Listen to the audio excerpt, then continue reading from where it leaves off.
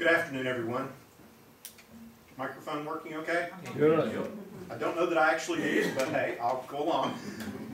My name is Tony Fagan, and I grew up on the farm. Like Donna said, we moved there in 1971, and I was there until graduating from high school and through college and so forth, and still enjoy going back even now. Today, I want to talk to you about the history of the farm and a little bit about the history of Marshall County. Over the 200 years, a lot has changed. Marshall County didn't exist until 1836. At that time, it was parts of several other counties and surrounding. And the people that lived here got really, really tired of going all the way to the county courthouse that was 2 days away. So they petitioned the state legislature to establish a new county, which they took parts of the other counties, and it basically ended up the Marshall County that you see today. In the process of doing this, they established a new town, Lewisburg, in 1837, which, of course, is where it is now. But for the reason I'm introducing this is that I want you to see what the county looked like and where we're going to be talking about today. On the next slide, in the early 1800s, like I said, Marshall County didn't exist, and there were no settlers here until about 1807, according to Goodspeed. Goodspeed's History of Marshall County said that the settlers came in after 1807, and they settled in the north end of the county. The county was very wild and woolly at the time. There were cane rushes everywhere, and they said that it was so difficult for the travelers that they had to generally follow the creek beds and streams in order to move around until they were able to clear roads through the rushes. So the north end of the county, people started moving in around 1807 or 1808, and Chapel Hill was established around 1809 or so. Today we're going to be looking at 4 families that moved here. The first of them is the Britton family.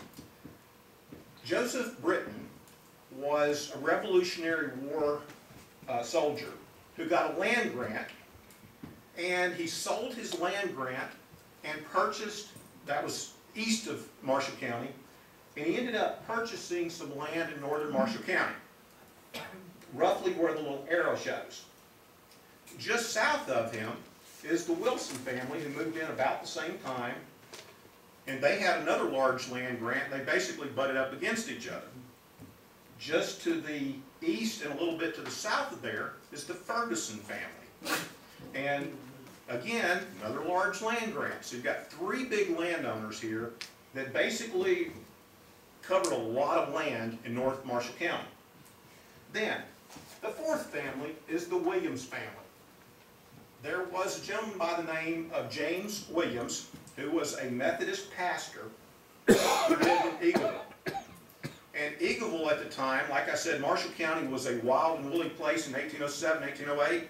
Well, that's the way Eagleville was as well, except it wasn't the rushes that were making it wild and woolly, it was the people. Reverend Williams decided that he did not like Eagleville because it was just too crazy. The people were not nice, they were doing some bad stuff, and he decided that he would move about 10 or 12 miles to the southeast and establish a new plantation that he called Civil Order, located just north of present-day Chapel Hill. The reason he called it Civil Order was he said, "I will have civil order here." So anyway, that was around 1812 whenever he established that.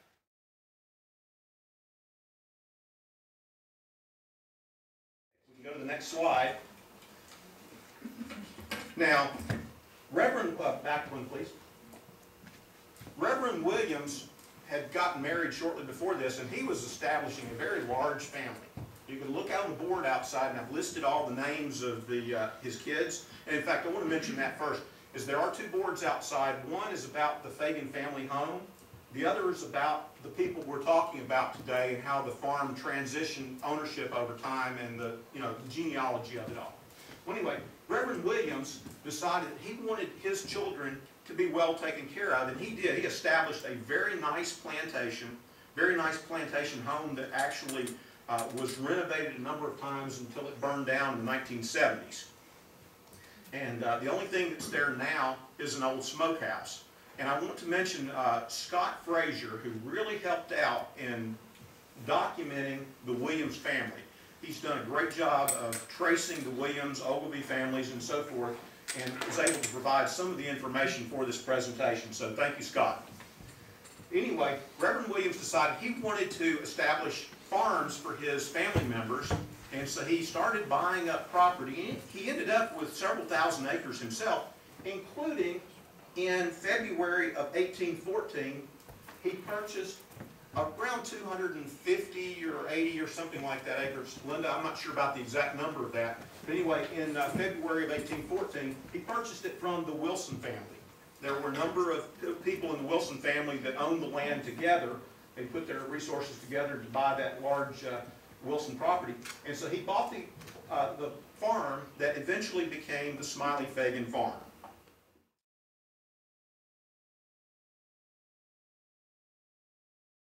Purposes of locating it, this right here is Chapel Hill. Forest School would be right here where my pointer is pointing to. This is Unionville Road right here. And up here you see the little tiny white dot which says 99, if you can read it. That's the road to Eagleville, which Reverend Williams had come down and then gone to his new plantation. Anyway, the land that we're looking at, the Brittons would have been right up in here, the Wilsons would have been over in this area, the Fergusons up in here, and then the Williams family over in that area. This right here is Highway 31A through Chapel Hill, Horton Highway. This right here is the railroad track, the old L&N, now CSX railroad line. And right here is part of Smiley Road. I tried and tried and tried to get this at exactly the right scale so you'd be able to see it. Sorry, it didn't work. But anyway, this is Smiley Road. It goes on up a little bit further and down a little bit further this way. And right here, this is Fagan Road, connecting Thick Road and Smiley Road. And the area that we're talking about today is basically right in here.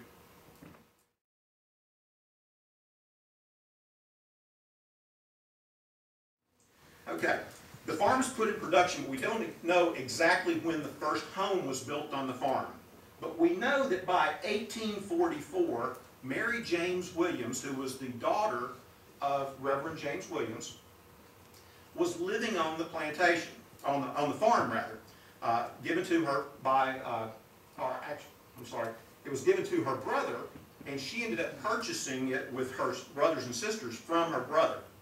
And again, on the boards outside, on the genealogy, I go through this in detail according to the information that Miss Lynda was able to develop. So you can read it. If you see any mistakes, I apologize. Talking off the top of my head here, trying to avoid reading documents. Now, in 1844, Mary James Williams was living on the farm in a log cabin that existed on the farm at that time. She and her husband, little Joe Britton, had divorced. And she was living there on the farm. Little Joe had lost his plantation. His dad, like I said, his dad was very rich. His dad served 2 terms in the state legislature and had built a home at the corner of Thick Road, and I believe it's Moses Road. I may be off on the names. This lady right here is the one who lives in that house. Oh. The home? I'm sorry, what's your name? Gail Haddon. Gail Haddon. Very nice to have you with us today, Gail. It's the oldest house in Marshall County. Okay. She lives in. And I think it's a stone house? No. No. Okay. But it's been renovated and so forth, and it's on the National Register of Historic Places. So that's Britain had lost the plantation, and so Mary James was living on the farm in a log cabin, and this is an artist's representation, please excuse it, of what the cabin looked like. And you'll see why we know that it looked roughly like this later on. But anyway, we know that it had one door, and there may have been a window on the back side. It probably had a loft in it where the children slept. And this is a plan of here would be the door, the window, and a fireplace over here. And everything was done in the room. They ate, they slept, everything happened in there. Over time, it got a little bit crowded though. And so at this time, when this was happening, Mary James's brother, Robert Williams, owned the property.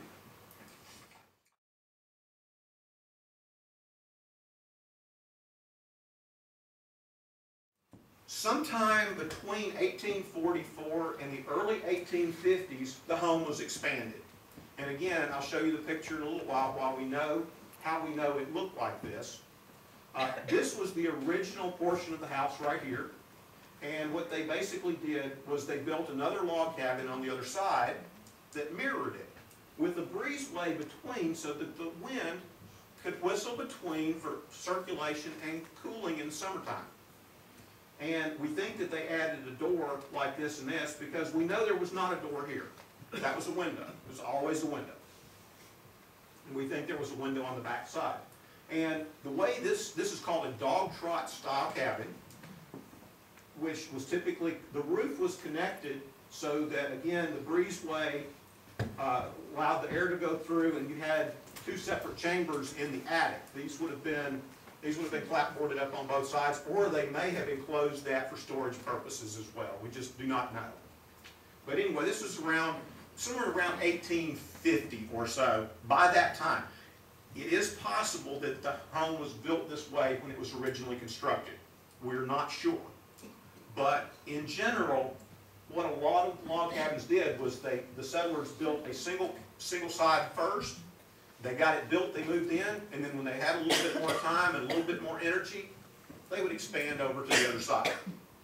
So by 1850, Mary James Williams Britton was living in the home with her adolescent children. She had several, and she was running the farm in the cabin. And she had servants, slaves most likely, and in 1850, her daughter, Sarah Jane, age 15, met a young man from the Belfast area by the name of John Smiley.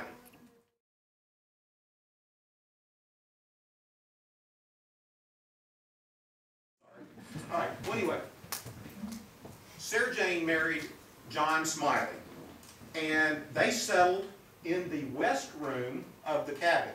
Now, for purposes of north-south, north is roughly that direction right there. That's really close. So we're going to call this the west room and the east room, which is what we commonly did. They settled in the west room, and we think that Mary James was living in the other side with any of the kids that were still there. It was basically a duplex with the mother-in-law suite on the east side. The home was, just to describe it a little bit, we know that the logs were dressed. This was not a log cabin where they went and chopped down the trees, hollowed them out, and linked them over top of each other so that they were round. They actually cut these to size. They were about 4 to 5 inches thick, and they were leveled off at the top and the bottom, which left, look at the cabin over here, which is very similar to what we're talking about, except it's only one level and there's no center area there. The logs had some pretty good sized gaps of about 3 inches in between them. So the wind would go through it. So they had to do something to chink those logs, and what they did was they took some cut fieldstone, limestone, and they placed them diagonally in between the logs, and then they took some mortar and mortared it up. Now, we don't know what the original mortar was. Typically at the time it was mud and straw mixed together, but that stuff doesn't last very long. So as time passed, a lot of people transitioned to regular building mortar, and unfortunately that stuff damages the wood over time as well. So we don't know exactly what they had, but we do know that they had the fieldstones in there held in place with some type of cement-type matrix. And they had a nice fireplace on both ends. Now, in 1851, John and Sarah Jane had a son by the name of James Thaddeus Smiley, who they often called JT. He was born in the west room, right here, in 1851. That's according to family tradition that my grandmother told my dad and told me. Now, between 1851 and 1858, 3 more daughters were born to the couple. And in 1853, Mary James, who was living on this side of the house, got married to her neighbor, Mr. Ferguson, up the road, and moved out. So now, Sarah Jane got to go see her mom a mile or so up the road from time to time. But anyway, things were going pretty well until 1859, when John passed away at the age of around 34 or 35. And so Sarah Jane was left as the mistress, or the lady of the farm, lady of the house and the mistress of the farm, running the whole thing herself, with an 8-year-old son as an assistant in any servants or slaves that they had at the time. So right about this time, a year and a half later, the Civil War started. And you know the history of Marshall County. There was only one battle in Marshall County, but there were a lot of things going on here with the troops swirling back and forth, looking at, you know, what's here, where can we get supplies, and so forth. And so particularly during the latter part of the Civil War, 1864, General Hood brought his troops up towards, through Columbia and Spring Hill, eventually to Franklin, where they had a big battle with the Union, and then went down to Nashville, where they had the big battle of Nashville, and General Thomas basically crushed the army, and General Hood's forces fled. During that time, during that week or so, there were a lot of troops that were looking for supplies because both armies needed them. And so they sent out basically gatherers, foragers, and they would take things from the farms that they came across. When we were talking about the Williams family a little while ago, Reverend Williams, one of Reverend Williams' other daughters, married a McCord. So that was now the McCord plantation because they had purchased it from the other brothers and sisters. And their farm was raided twice within a very short period of time. This was getting to be late in the year, and they basically cleared out the smokehouse. They stole all the grain, and they also raided the mill that the Williams family had on the Duck River, and stole all the grain from there. They left the millstones going with nothing to lubricate them, no grain coming in, so it ground the millstones smooth, and they had to replace them. So JT was only about 13, 14 years old at the time. He took the livestock, knowing that the troops were in the area because everybody knew what was going on. He took the livestock to the back side of the property. It's to the area that we call, when I was growing up, the Big Woods, because that's what it was. It was about 30 acres or so of woods, and it butted up against about 200 or 300 acres of woods on the neighboring properties. So you could walk for a long time in that area without seeing anything or anybody. There's a natural cave system back on the neighboring property with water running through. So JT took the livestock to one of these little caves back in that area, stayed back there for 3 or 4 days until the troops were gone, and then brought the livestock home. So they did not get their stuff stolen like some of their relatives did. Next slide, please. Okay. Sometime around 1890, they enclosed the center breezeway. And this was hopefully an interesting story. The reason we know it was about this time was because they used newspapers and plastered them on the walls over the logs to smooth the logs out.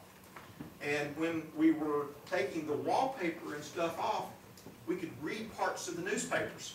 We could date these things. So the newspapers were dated around 1884, 1886 time frame. So we know that sometime shortly after that, they enclosed the breezeway, because we know that was done before 1890.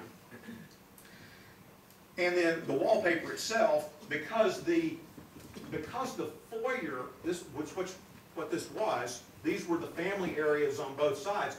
This was the entertaining hall, and like I said, they had a lot of family in the area, so they would bring people in, they would entertain in here, and so they had to keep the wallpaper fresh.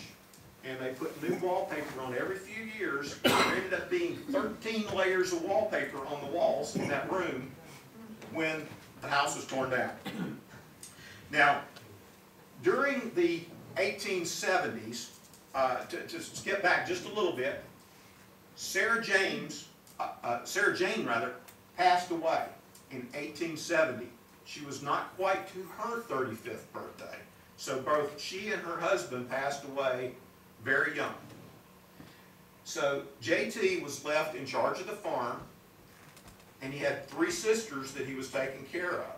2 of the sisters eventually married and moved on. One of the sisters stayed with him, we think, to her death. But anyway, in 1871, he had inherited part of the farm along with his sisters, and he purchased the remainder of the farm from his uncle, Robert. No, I'm sorry, Joseph Fulton. Getting names mixed up here. Joseph Fulton Britton. And so he purchased the rest of the farm, and then over the next few years, he purchased 42.5 acres, which one of his aunts had sold to a neighbor. He repurchased that from the Riggs family. And then he also purchased the land from his sisters so that he became the sole proprietor of the farm. A little bit later on, he purchased another plot of property across what is now Smiley Road, about 111 acres there, bringing the total property to about 295 acres. So by 1890, JT owned a pretty good sized chunk of property. He had a decent little house, and he had one sister living in the house with him, and he was single. 1898, 1899, he was 48 years old, and you know, there was nothing going to happen until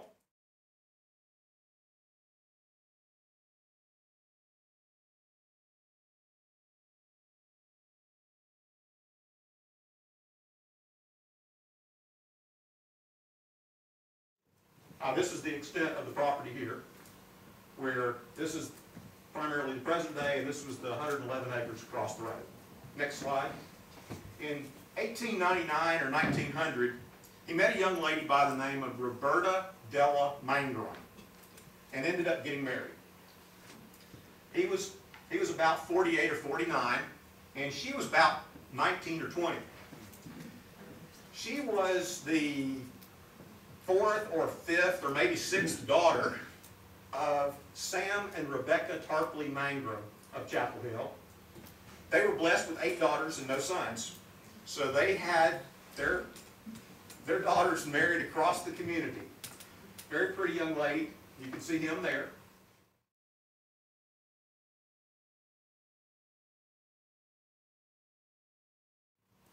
And 2 years later, year and a half, 2 years later, this is Julia Williams Smiley, my grandmother, who was born in the house, in the west room, mind you, same west room where her father was born. And then a year and a half or so later, her little brother John was born. Over the next 5 years or so, two more children, Jim and Lily, were born as well. Now, to get back to Della, like I said, Della had 7 other sisters. And you can imagine the social pressures that she must have felt having to entertain her sisters and other family members in an old log cabin. So, this is supposition, but I think it's a good guess, is that she was probably getting after JT, saying, JT, can we do something about this house? And, you know, the farm is doing well. We've got enough money. We've got 4 kids. We're living in 2 rooms, basically, and there's not enough space. What can we do? What can we do? So somewhere between 1905 and 1910, according to my grandmother and the one picture that we had at one time, which I could not place in my hands this time, unfortunately for this presentation, the house was modified. JT took off the roof and built a 2nd floor, built a 2nd story, and added a front porch and a balcony So on the next slide, please.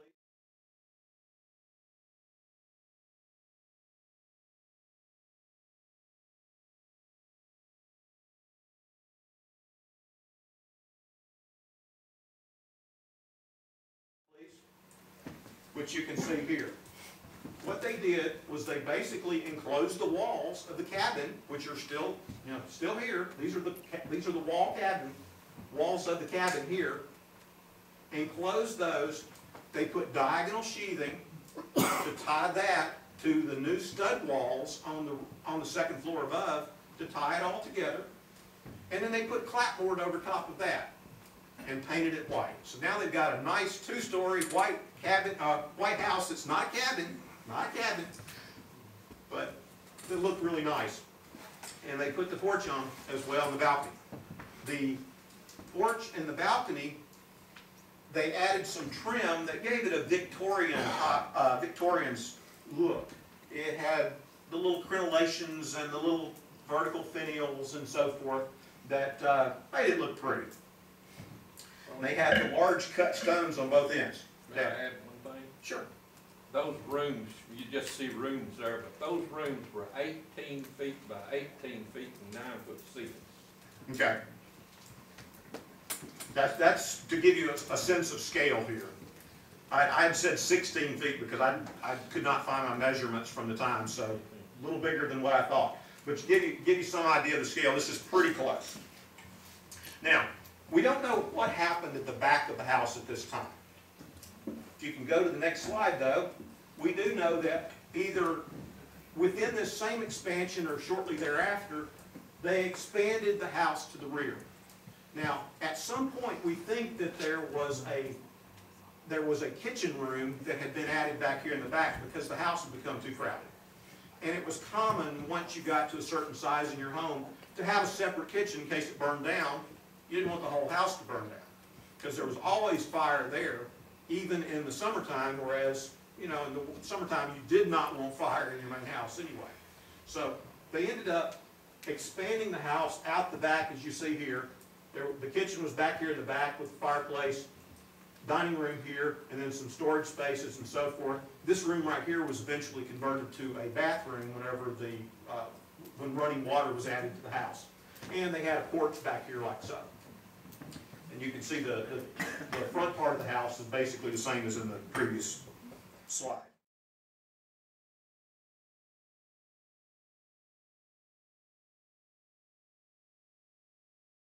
You can see what it looks like. Unfortunately, this isn't nearly as good as what it looks like on the computer screen, but you can see the look of the house. There were 2 windows on both floors, a door on both floors as well, the stone chimneys on both ends, and then some type of roof. We don't know that the sheet metal roof was originally used. They may have used something else because a lot of homes did use a type of shingles at the time, but by the time that we have pictures of it in the 1830s, it appears that the sheet metal roof was in place.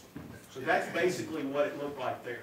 You can see the ornamentation that I was talking about a minute ago, and the little the rails up there and so forth.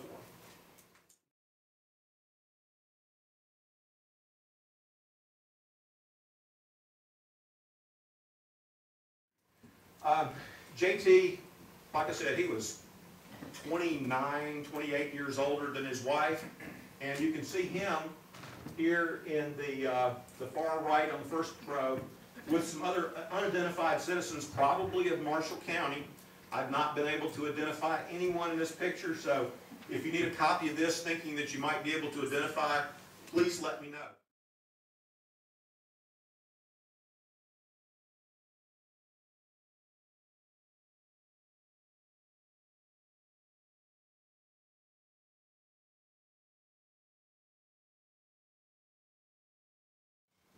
Delma lived for about another 20 or so years after he passed away. She was there in the house until she died. Next slide, please. So they had four children, and here they are in the 1920s. This is Lily, this is Jim, Julia, my grandmother, and John, who is the father of a number of the people back here, Johnny, Mike, and Kay back here in the back. That's their father. You can see they were fairly prosperous at the time. Just looking at the wristwatch that my grandmother was wearing, and the pearl necklace and so forth, and the spiffy bow ties and everything like that, they must have been fairly well off at this time. This was before the Great Depression.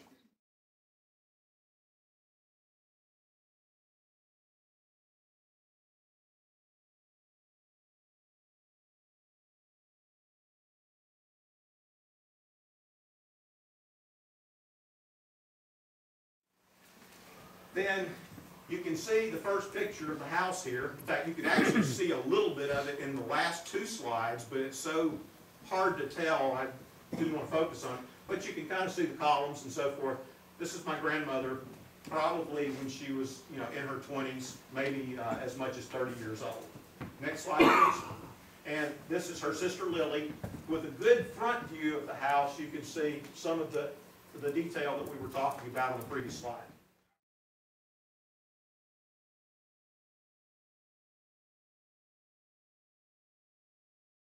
And in 1936, my grandmother married Sam Fagan from College Grove, who was living in the Chapel Hill area.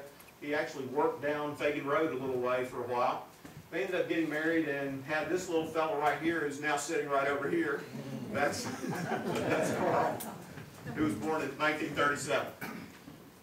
And Carl was born, guess where? The west room of the house, where his father, father and grandfather and mother were both born.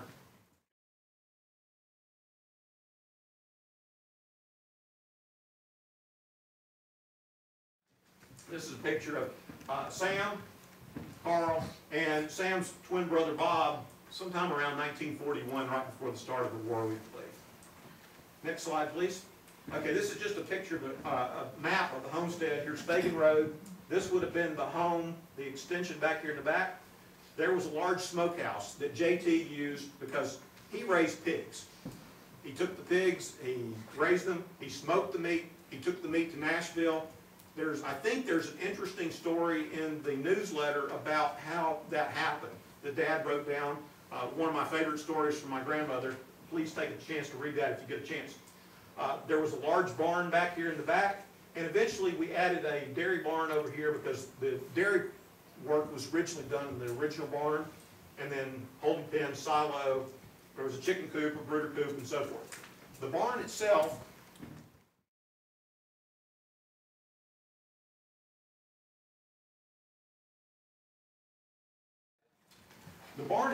was interesting in that there was a barn there until 1940. And during the winter of 1940, my dad said that's one of his first memories is watching the barn burn down. And so they built a new barn, much larger. John Smiley ran the sawmill, was cutting the logs and stuff which were cut on the farm, and my grandfather and his crew actually built the barn itself. The barn had a corn crib, it had the milking area over here, pens for the younger calves, and all of this up in here was for the hay. At the time, it was loose hay. They took a fork, they had a trolley system to bring the loose hay into the barn, and they could put a lot of hay in there. But eventually, they converted to baled hay bales, and we could put over 3,000 bales into the loft of that barn. And I know that because I helped several times. Next slide, please. There's another view of the barn. You can see it needs some work.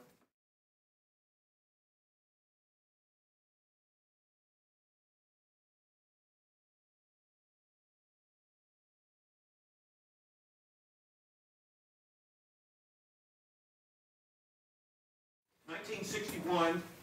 This is my dad, and this is my mother, Virginia, Ginny, standing in front of the house shortly before they got married. You can see she's got this nice flowing dress on, but it's not. This thing right here is a big rock that they're standing behind. It looks like the dress blowing, and I've had several people say, "What's going on with her dress? Is it blowing that hard?" No, that was a big rock. My grandfather found that out in the field and said, that looks just like a bear. And so they dug the rock up, they took it and they put it in concrete and painted it and made it look just like a white polar bear. And it stayed in the yard for years and years and years until one day my dad said, that thing's going to get knocked over, so he went and dug it up and took it, and now it's in his backyard.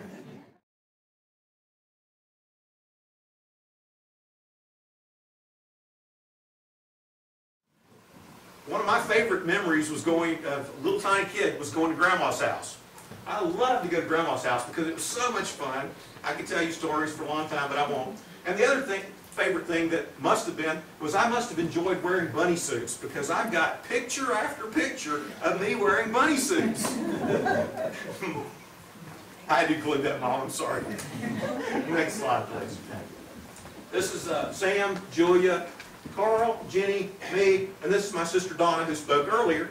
She was born in 1966, and we were living in Fayetteville at the time. Dad was working, or south of Fayetteville. Dad was working in Huntsville. Next slide. Unfortunately, around 1971, my grandfather got sick. He developed cancer, and so Dad moved back to the farm. We were living in Ohio at the time. We moved back to the farm, and we moved into the old Wilson house on the west end of Fagan Road. These were the same Wilsons that the farm had originally been purchased from 160 years before. And so we lived in the Wilson home for 3 years while we built this house right here. And Dad built the house with help from Mom, my grandfather, our neighbor, myself. We were all out there pitching in together, and we got it built. It took a while because when you're milking cows and doing farm work, you don't have a lot of time to build every day. Anyway, there's the house.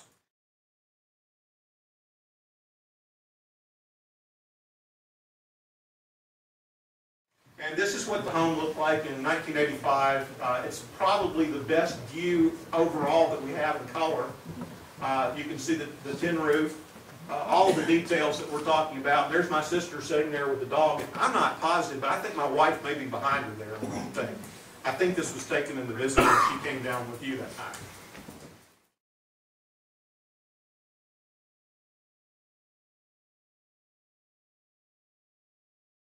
And this is how we know what happened. My grandmother passed away in 1987, and her brother passed away shortly thereafter, so the house sat empty for several years. And eventually, maintenance needs just got to be too great, and so the house began to deteriorate. A friend of my parents came to them and said, hey, we would like to purchase your house and move portions of it to be used in a new home. And so they came in and they looked at it and said, yes, they could save a lot of stuff. They came in, they took all the front trim off, they took all the interior hardware off, they took some of the other stuff from the interior of the house, all the doors, windows, and things of that nature. And eventually, in fact, I don't know that they'd taken the windows out here, but eventually they stripped off the siding, and you can see how we know what was there from the original pictures that we were looking at in the artist rendition from earlier. You can see there was a door here. This is the west room on this side. You can see that it extended all the way down to the ground level here. There was a threshold to step in on to tie everything together. So this would have been the door to enter the house when it was originally one room. You can see on this side, this was the window to the east room, and it wasn't like that. So we know that that room was either added later with the breezeway or whatever, but it did not have that type of entrance. And you can see here where they had enclosed the breezeway. You can also see some details about how the house went up top here. It's very difficult to see on the screen here, but there's diagonal sheathing that's shown here that actually came down and was nailed to the logs so that it tied it together.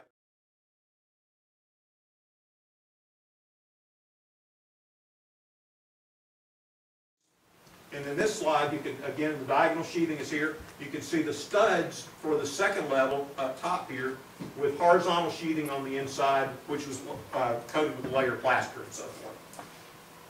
So in 1999, the home was torn down.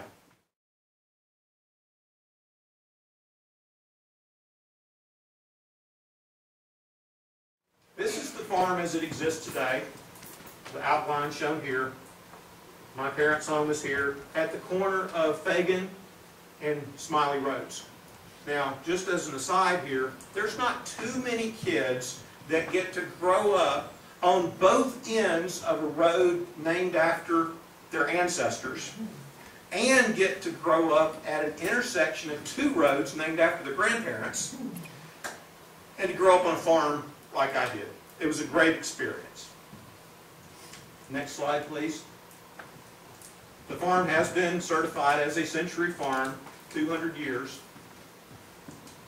Let me skip forward a couple of paragraphs here. And we look forward to the future with it. We really appreciate all the work that Miss Lynda did, all the effort that Mr. Jeter put into it as helping with that, and all the efforts of all the other people who helped out with this process. It's been a very interesting process to learn more about where our farm came from and to learn more about our family in the process.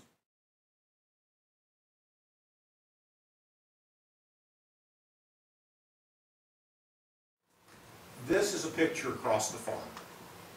It was taken in December at the end of 200 years. It's a beautiful sunset, but it's not. It's actually a sunrise. I got up specifically to take the picture of the sunrise that morning because while it's the end of 200 years, it's the beginning of the future. And we look forward to the farm being there for many years to come. Thank you so much for being here today.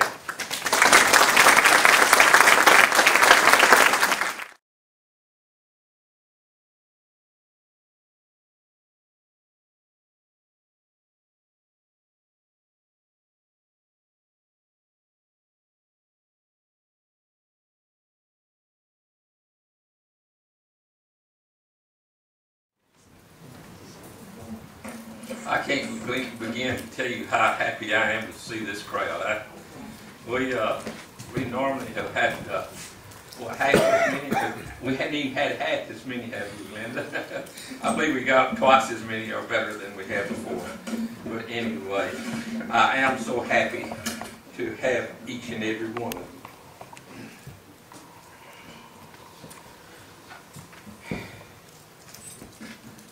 I look over here and see Mr. Rex. And Mr. Rex told me, he says, now he has a bass voice, you know. He says, now Carl, he says, now you know that you're going to have to make this a short speech because you're a short fella. And I didn't think that was fair at all. Keep it short, Miss Lynda, I didn't even think that Miss Lynda was going to let me talk because she knows how I like to talk. I talk her ear. But anyway, I finally told her that I'd like to say something, you know, and so she said, you got